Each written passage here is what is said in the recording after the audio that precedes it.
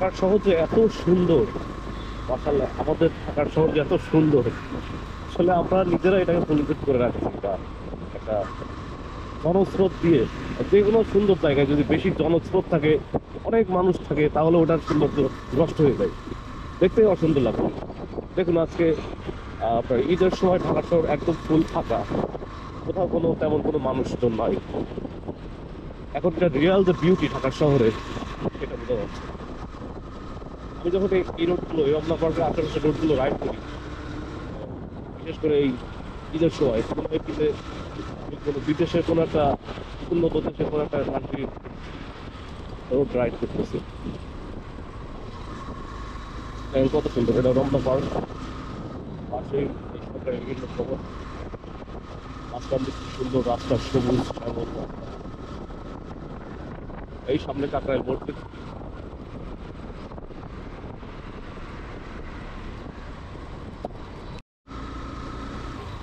পার্কের ভিতরে কিছু শিশুদের দেখা যাচ্ছে, হয়তো সকালবেলা তারা খেলতে আসছে, আর কিছু লোক হয়তো ঘুরতে আসছে পার্কের ভিতরে।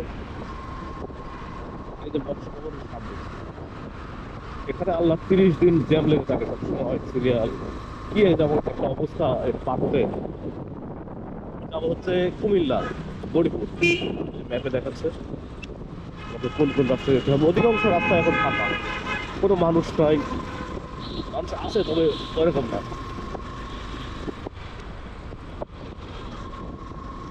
এগুলো সব বিভিন্ন অধিদপ্তর মন্ত্রণালয়ের সামনে। এই হচ্ছে হাইকোর্ট, হাইকোর্টের অধিদপ্তর।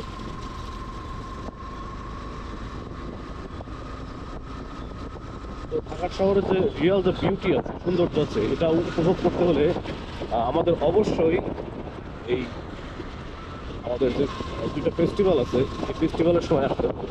মানে সময়টাই এখানে থাকতে হবে, মানে ঈদের দিন, ঈদের পরের দিন। আজকে ঈদের তৃতীয় দিন আজকে, হ্যাঁ তৃতীয় দিন। তারপরেও ঢাকার শহর অনেকটা ফাঁকা। দেখুন রাস্তাগুলো কত সুন্দর দেখা যাচ্ছে, উপর দিয়ে কত সুন্দর মেট্রো রেলের লাইন, আর নিচ দিয়ে সুন্দর রাস্তা। আমাদের ঢাকার শহরটা যদি সবসময় এরকম থাকতো কতই ভালো হতো।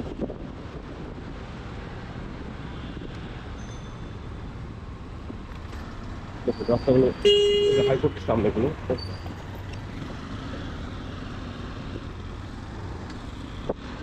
কত সুন্দর, চারিদিকে ফুল ফাঁকা।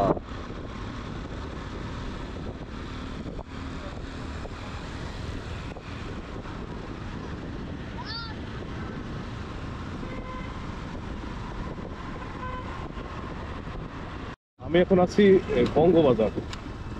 কয়েকদিন আগে যেখানে আগুন লাগছিল সেই বঙ্গবাজার, এই জায়গাগুলো মানে এতটা পরিমাণ জ্যাম থাকে, রিক্সা মানুষ, মানে একটা পিঁপড়া চলাফেরা কষ্ট হয়ে যায়। আর এই ঈদের সময় দেখেন যে এখানে তেমন কোনো জ্যাম নাই, শুধু বাস দাঁড় করানো আছে,